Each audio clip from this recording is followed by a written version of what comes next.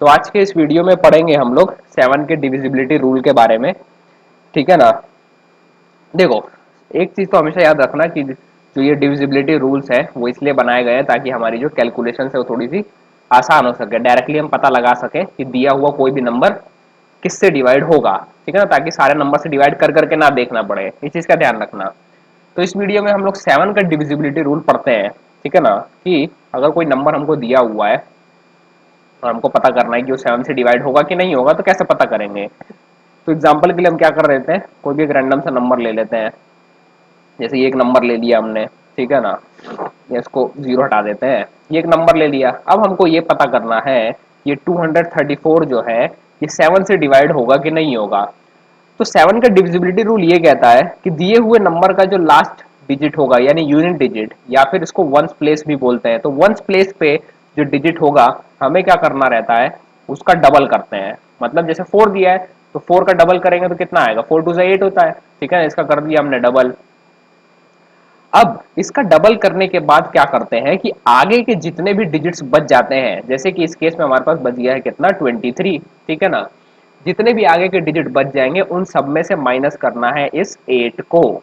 Clear है, क्या करना है इसके अंदर।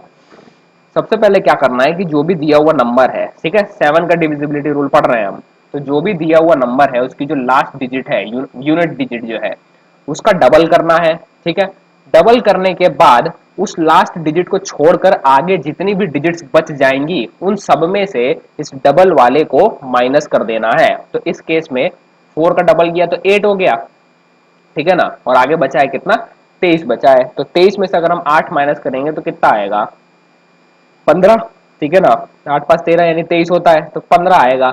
अब ये जो माइनस करके 15 आया है इसको हमें चेक करना है कि क्या ये 7 से डिवाइड होता है या फिर क्या ये 7 की टेबल में आता है।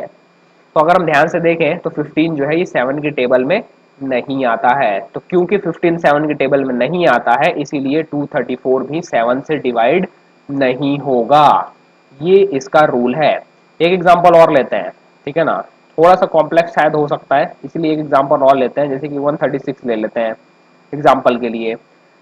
रूल क्या कहता है, रूल ये बोलता है कि जो भी दिया हुआ नंबर है, ठीक है ना, 7 से जब चेक करना है तो जो भी दिया हुआ नंबर है उसकी यूनिट डिजिट जो है उसका डबल करना है। मतलब 6 मल्टीप्लाई 2 कर लो तो कितना आ जाएगा, 12 आएगा। ठीक है ना, डबल कर दिया। उसके बाद क्या करना है कि बचा हुआ जो आगे का नंबर है, जैसे कि यहाँ 13 है, उसमें से माइनस करना है इस डबल किए गए नंबर को। ठीक है ना, तो 13 में से 12 माइनस करेंगे तो 1 आएगा। अब ये जो 1 आ रहा है इसे हमें चेक करना पड़ता है कि ये 7 से डिवाइड होता है क्या। तो 1 तो यार 7 से डिवाइड होता ही नहीं है, तो क्योंकि 1 7 से डिवाइड नहीं होता है इसीलिए 136 भी 7 से डिवाइड नहीं हो पाएगा। ठीक है, इसके रूल में एक चीज और ध्यान रखना कि जैसे यहाँ पे 1 आया है माइनस करके, अगर ये डिवाइड नहीं हो रहा है तो पूरा नंबर डिवाइड नहीं होगा। कंडीशन ये रहती है कि ये जो माइनस करके आंसर आ रहा है यहाँ पे या तो ऐसा नंबर आ जाए जो कि 7 से डिवाइड हो जाए, या फिर इन दोनों को माइनस करके जीरो आ जाना चाहिए। अगर यहाँ पे जीरो आ जाए, 1 की जगह अगर जीरो आ जाता तो इसका मतलब जो भी दिया हुआ नंबर रहता वो 7 से डिवाइड हो जाता। ठीक है ना, तो हम क्या करते हैं कि एक एग्जाम्पल और ले लेते हैं, देखते हैं क्या पता ये शायद डिवाइड हो जाए। जैसे कि ये ले लेते हैं कुछ। ठीक है ना, तो रूल क्या कहता है, रूल यही बोलता है कि जो यूनिट डिजिट है उसका डबल करो। जैसे कि 3 का डबल करेगा तो 3 2 जा होता है कितना, 6। और आगे ये जितने भी नंबर बच गए हैं इनमें से हमें माइनस करना पड़ता है इस डबल नंबर को।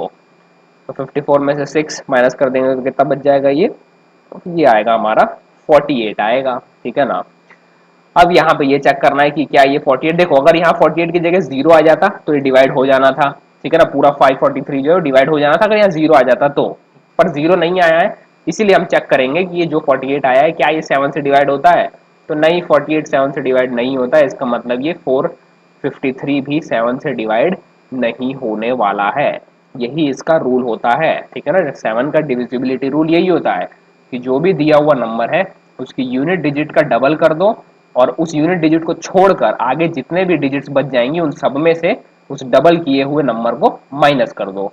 माइनस करने के बाद जो आंसर आएगा अगर वो 7 से डिवाइड हो जाता है तो फिर पूरा नंबर 7 से डिवाइड हो जाएगा, या फिर अगर जीरो भी आ जाता है तो पूरा नंबर 7 से डिवाइड हो जाएगा। पर अगर ऐसा नंबर आ जाए जो कि 7 से डिवाइड नहीं होता है माइनस करने के बाद, तो हम ये मानेंगे कि पूरा का पूरा जो नंबर है वो भी डिवाइड नहीं होने वाला है, और ये चीज वर्क करती है, ठीक है ना। तो मुझे जहां तक लगता है कि 7 का डिविजिबिलिटी रूल क्लियर हो गया होगा। नहीं क्लियर हुआ होगा तो वीडियो को एक बार फिर से वापस से 2-3 बार देखना, तो क्लियर हो जाएगा। और बाकी जो नंबर्स हैं उनके डिविजिबिलिटी रूल्स जो है उनकी वीडियोस भी मैंने बनाया हुआ है, उनकी लिंक नीचे दी हुई है, उसको भी चेक कर लेना। और स्टडी मटेरियल जितने भी है उन सबकी लिंक भी नीचे दी है, उनको भी चेकआउट जरूर कर लेना। तो इस वीडियो के लिए बस इतना ही, मिलते हैं फिर नेक्स्ट वीडियो में।